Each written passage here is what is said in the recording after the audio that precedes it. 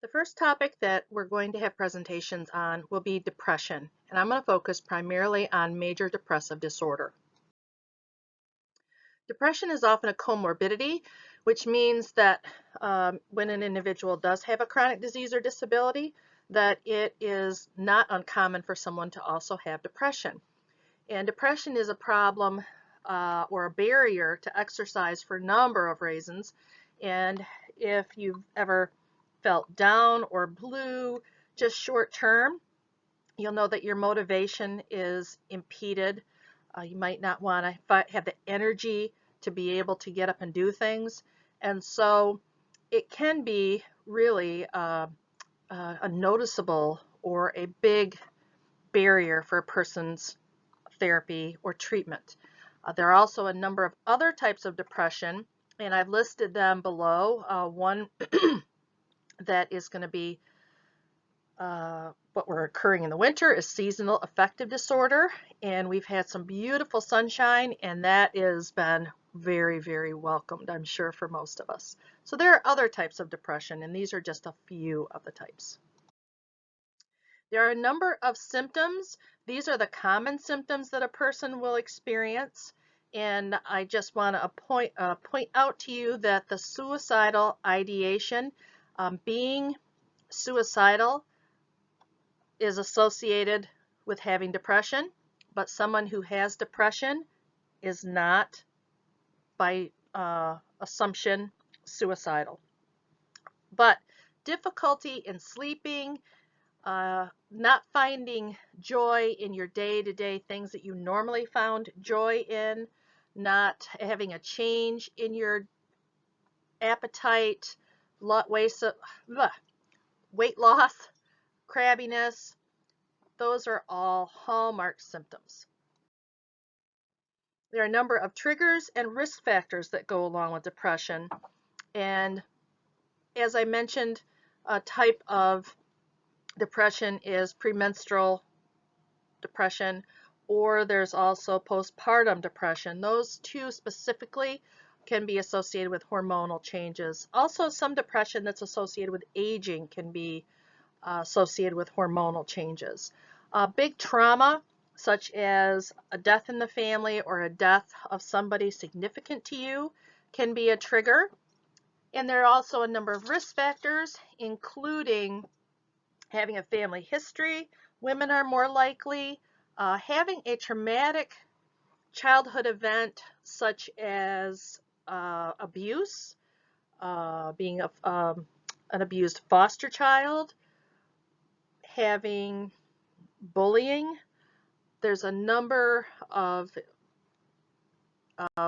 potential risk factors that put a person at a greater likelihood of having depression.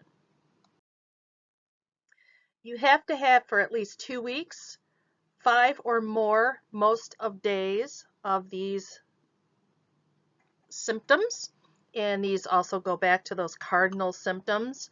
What you might not have had is, let's see, concentration issues. That might be a different one that I didn't mention earlier on.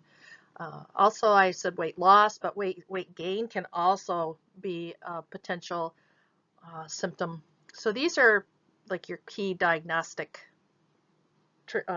points. In the literature, when someone has an article that evaluates depression, one of the tools is the Beck Depression Inventory. And the Beck Depression Inventory has 21 questions. This particular one is available to take on your own. There are other assessments, but this one's really common. And you can see that the score of 0 to 3, if there are 21 questions, you can imagine that 21, if you have a 2 all of the time, or the negative. 3 is when you are in extreme at that descriptor, and the descriptors have to do with emotions, joy, your sex life, your ability to sleep, how you feel about yourself. Once you have those assessments done, you add them up and total them up, and you can see that the values are in gradations. The lower the number, the less expression or the less experience of depression a person has, and that there is a number of 17 to 20 where it's borderline, severe is over 31, and we might want to pay attention to that as we listen to our presentations. Another factor that is often measured in the literature is BDNF, which is brain-derived neurotrophic factor. It is associated with neurogenesis, which is the development or the health of neurons, as synaptic plasticity. So it is that factor that helps. It was originally thought of as just being involved with growth, but now we know that it's for the health of the nervous system.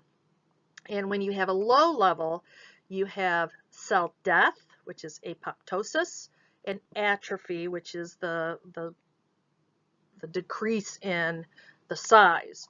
So BDNF is going to be a marker that we'll probably hear about coming up. And so it is, when it's increased, there's an antidepressant kind of component to it. When it's declined, then we know that it is depressed and you have decrease in the health of the neurons. Number of treatments, it varies with when, the type, and how long a person has been experiencing depression. So there are drugs, CBT or cognitive behavioral therapy, stimulation of the vagus nerve, which is similar to a pacemaker that's put in kind of in the chest area. There's a little electrical, it works like a pacemaker, that it fires, it attaches to the vagus nerve in the neck, and then it transmits information or transmits the impulse to the brain, and it seems to decrease the symptoms. So the vagus nerve stimulation takes a while for it to be reduction of symptoms, but that is a potential one as well. ECT or electroconvulsive therapy is another type. That's where you have the rapid pulse of electricity, or like an electrical pulse that crosses your brain, which causes a disruption or a change in the transmitters, and it increases serotonin and helps to relieve some of those symptoms. So the treatments are there to help to manage and also to prevent reoccurrence. So one of the type of pharmacological medications is SSRIs, or selective serotonin reuptake inhibitors.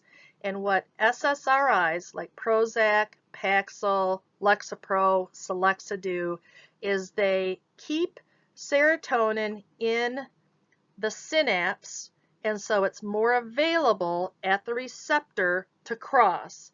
And you're probably aware that serotonin is that positive, feel-good kind of neurotransmitter. So there are some normal reuptake at the nerve that's blocked, so it stays in the synapse, can attach to a receptor site across the nerve synapse and be able to move forward. So serotonin, a decrease in serotonin is associated, can be one of the reasons why someone has depression. There's also norepinephrine that can also be inhibited with its uptake. And so the selective serotonin and norepi reuptake inhibitors would be Cymbalta, Effexor, and Prestige. So it is similar. You've got your nerve, the synapse between the two receptors, and what you end up having is a block, so the serotonin does not get taken back in, and the noradrenaline or norepi does not get taken back in. So there's more available at the postsynaptic junction. There are also non-selective serotonin and norepinephrine stimulation or medications, and those are the tricyclic antidepressants. And so those are non-selective. They just are not just serotonin and norepi. They reduce, but that's the main action of what they do.